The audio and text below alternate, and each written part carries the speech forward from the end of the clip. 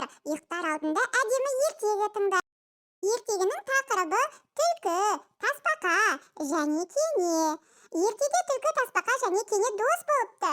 Бір күні олар жерден бір уыс тары тауып алыпты. Үшеуі ақылдаса келе, тарыны жерге егіп, көбейтіп алып, үшке бөліп аламыз деп шешеді.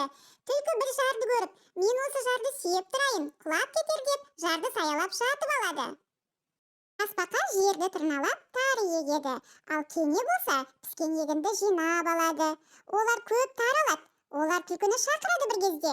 Түлкі келіп егінді көріп, тарыны үшеуміз бөлсек қаншадан келеді? Аз мөлшерде шығатын шығар, иә? Одан да үшеуміз жарысып, кім ұзса, егін соған бұйырсын дейді. Мақұл деп үшеуі қатарласып бір жерге келеді. 1, 2, 3 деп түлкі жүгіре бергенде, кене түлкінің аяғына жабысып кетеді. Түлкі барынша жүгіріп мәреге бірінші болып жетеді. Сонда кене, «Әй, мені басып өлтіресің бе?»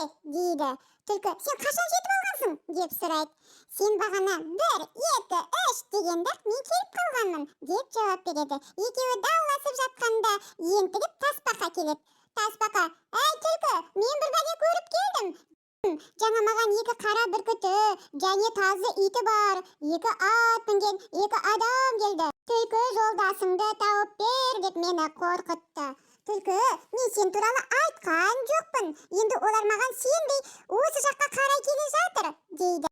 Түлкі болса қорқып, мені айта көрмеңдер деп жалынады.